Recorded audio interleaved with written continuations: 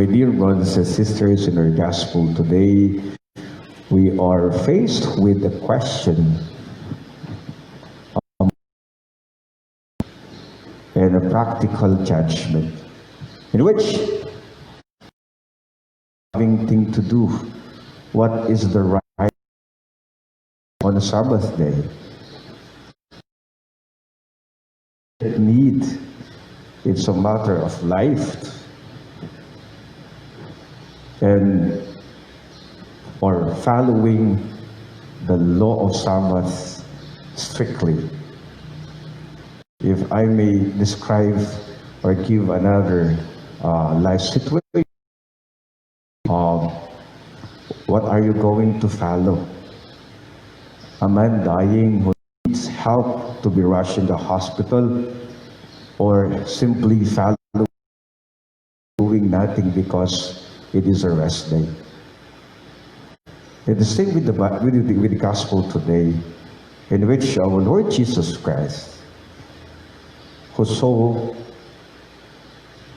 with great mercy a woman who was then crippled by a spirit years.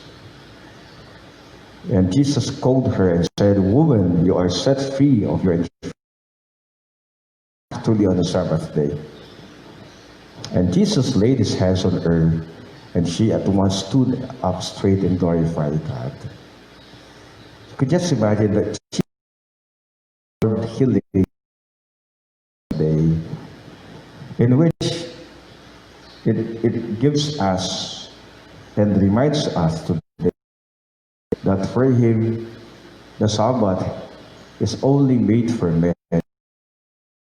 Men is made for Sabbath, in which he, that above all, give us a sense of our understanding that it is the person, it is the human life, it is the liberation of the woman who's been crippled by the Spirit for 18 long years, in which for so many of us, perhaps, and especially the people in the time of Jesus, they are focused too much on the Sabbath, on the law, and they don't even care that what is important is the human person and the life and liberation. My dear brothers and sisters, at the gospel today,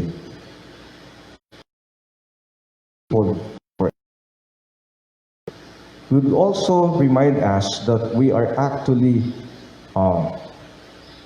bondage, imprisoned, crippled with a lot of things. And here we're once again reminded that Jesus desires for our healing and liberation. And reminding us also by the words of St. Paul to the Ephesians, when he said that we have to live in life. We must be a free person.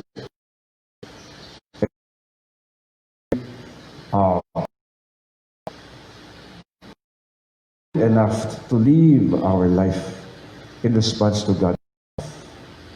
When he said, be kind to one another, compassionate, forgiving one another as God has forgiven you. Isn't it, my dear brothers and sisters? This is actually what Jesus desires, the healing of the sick. Jesus desires those who are bondage, crippled by spirit for so long years. And Jesus desires the wellness and the restoration of health of the human person. My dear brothers and sisters, as you're being once again reminded by our gospel today, let us always remember that God is us. God is a God, and God who desires but nothing our life, our health, our wellness. Please.